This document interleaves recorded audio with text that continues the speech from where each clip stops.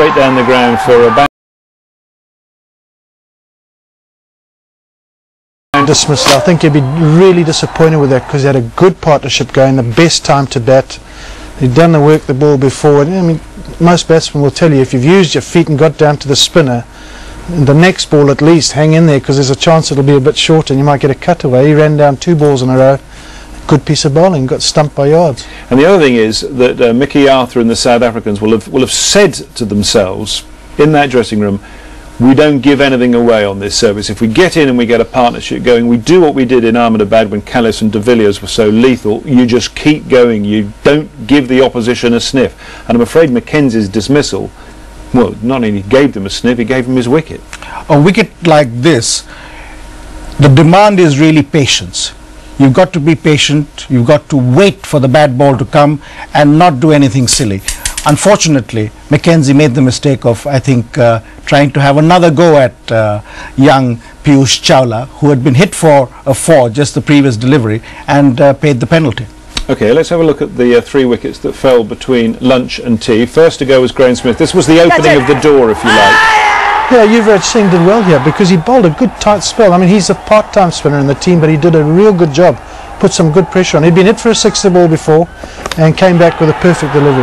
Now there's the end of Hashim Amla. That's that little nip backer that you're talking about. Yeah, and you see the trigger movement there. He's not quite across in front of the stumps. His back foot's outside leg stump, and I think in order to compensate outside the off stump, he's now got another little fault. The Jack Kallis dismissal, well, was it bad luck or was it deserved? I mean, from Kallis's point of view, it's hugely bad luck. It's playing pinball via his gloves and his thigh pad, but India probably deserved that. They had 2 or 3 very good LBW shouts turned down throughout the day, which they didn't get. Yes, India probably deserved that. It was a bit unlucky on the part of Kallis. At the same time, I think the ball spun a bit, it bounced a bit, and what Kallis probably didn't do is drop his wrists sufficiently in order to control that ball. So it was 175 for 4 at tea. And we all said, well, once a wicket falls in this particular game, you get the feeling that they might come in a cluster. And I think we all almost sort of kind of called it that there might be a big rush of wickets and that South Africa could get bowled out between tea and stumps. Yeah, we did. I think the wicket is deteriorating quite quickly as well. The ball got into position to reverse swing, which brought Sharma back in as a real threat. And the spin throughout the day, and I thought Dhoni rotated his spinners quite well, so no batsman ever got settled against one particular spinner.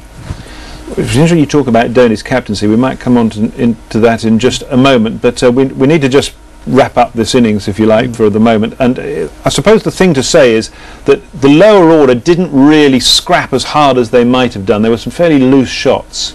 Yeah, there were. There's players that have got in and got out. I think that's the worrying thing for them, and it's a sort of wicket that I think is quite hard to start on, but once you're in, you can settle. And I think some of the dismissals the South Africans will look back at, and in their own way they like to play hard cricket. They don't like to ever give anything away. I think they'll feel they've given a few away today.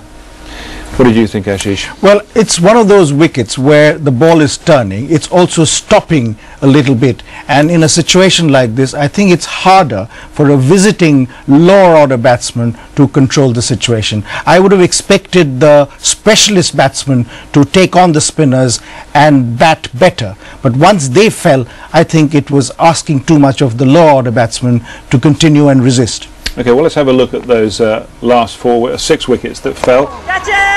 First one here, case in point, you know. Well, this for me is a case in point because that ball was nowhere short enough for that sort of a shot, and it cost them the wicket. Prince has got out a couple of times like that in the series, so good piece of bowling. He may feel he's unlucky. I think it's a real good decision. Here we go. We're into the bowlers now, so I mean, you know, you can't really get climbing into them too much. Boucher looks like he thinks the pitch has done him, but I'm not sure it should have got forward. Simple as that. I mean, that's look, he's a tail ender, so people would excuse him. But for me, I think that's a ridiculous shot, especially with 2 slips in place. And then again, I think South Africa missed a little opportunity at the end there. And I said it at the time.